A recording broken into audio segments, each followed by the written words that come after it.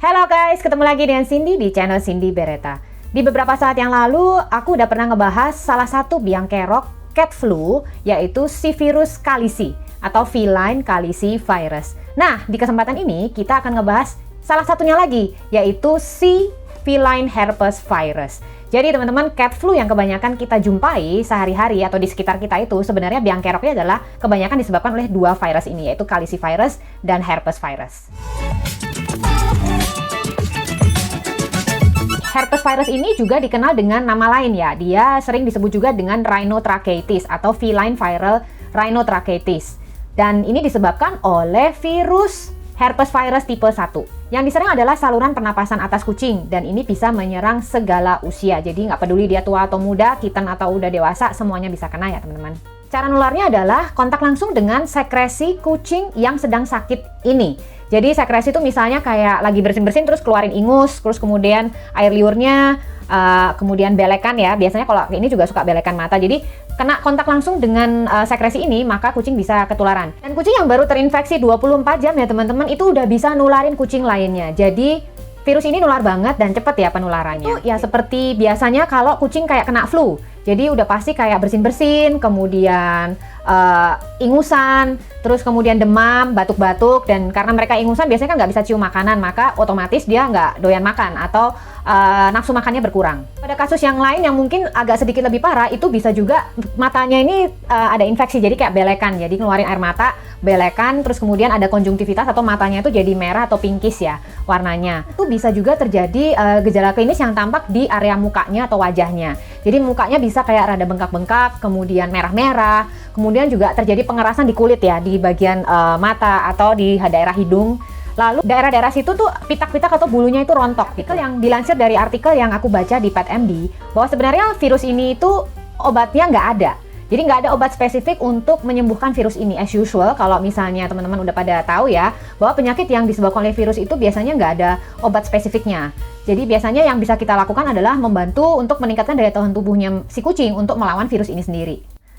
Jadi sebenarnya hebatnya lagi teman-teman, sebenarnya kalau misalnya sekali kena virus ini, maka si virus ini akan menetap selamanya di dalam tubuh si kucing, tepatnya di sel saraf kucing ya. Jadi dia dormant. Dormant tuh kayak tidur. Jadi kalau daya tahan tubuh kita lemah, stres atau lagi nggak fit gitu ya, si kucing ini nggak fit, stres, itu bisa kambuh lagi si virus sakit herpesnya ini. Namun demikian teman-teman, kebanyakan yang terinfeksi virus ini walaupun menetap seumur hidup ya, tapi dia bisa recover dari sakit ini dan hidup normal seperti layaknya kucing-kucing lain. Jadi nggak kelihatan, jadi dia tetap hidup normal bisa, asalkan kita tetap jaga daya tahan tubuhnya ya. Tapi kalau misalnya lagi lemah, itu bisa laten atau balik lagi, kambuh lagi. Dokter akan memeriksa secara fisik kondisi si kucing dan juga memeriksa gejala klinis yang tampak, dan juga dia akan menanyakan past history atau cerita sebelumnya nih kucingnya ngapain aja dan apakah ada underlying issue lainnya. Penanganannya sendiri sangat tergantung dengan kondisi atau penyakit yang diderita oleh si kucing itu. Apakah dia mild ataukah severe. Keduanya itu juga sangat tergantung dengan kondisinya si kucing. Apakah dia sudah divaksin, terus misalnya apakah dia kitten atau dewasa atau udah tua, atau campur ada komorbid atau ada penyakit lainnya yang sudah menyerang sebelumnya. Kalau misalnya mild case atau ringan, biasanya kucing dengan daya tahan tubuh yang cukup kuat, maka dia akan sembuh sendiri dalam jangka waktu 7-14 hari ya. Biasanya kita cukup membantu dengan supportive care atau misalnya kayak terapi fluid, kemudian untuk diberikan vitamin-vitamin, suplemen ya, untuk meningkatkan daya tahan tubuh, misalnya kayak dikasih lisin, imbus, kemudian probiotik, atau juga suplemen lainnya yang sifatnya adalah membooster daya tahan tubuh si kucing itu. Juga bagian yang mata yang mungkin belekan, terus kemudian hidung ada ingusnya, itu mungkin harus kita bantu untuk dibersihkan secara reguler. Dari artikel yang aku baca juga ada dokter hewan yang membagikan info bahwa jika kondisi herpes virus pada kucing ini cukup parah, itu bisa dicoba untuk diberikan antivirus yang namanya famciclovir.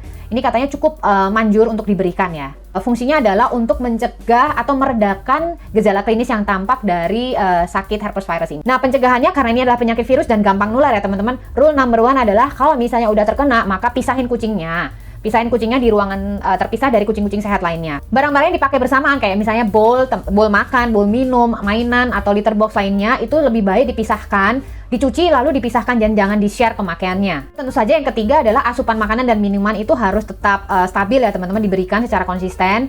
Dan juga yang terakhir, yang keempat, ini justru yang paling penting adalah untuk pencegahan itu selalu wajib divaksinasi kucingnya. Jadi vaksinasi itu biasanya kombinasi, dia udah untuk calicivirus, herpes, dan juga panleukopenia. Jadi walaupun udah divaksin bisa juga terkena, tapi harusnya efeknya adalah dia mengurangi tingkat keparahan dari masing-masing penyakit tadi. Jadi tetap harus jaga kesehatan mereka dan semoga informasi ini bermanfaat. Oke, see you in the next video. Ciao. Meow meow. Muah.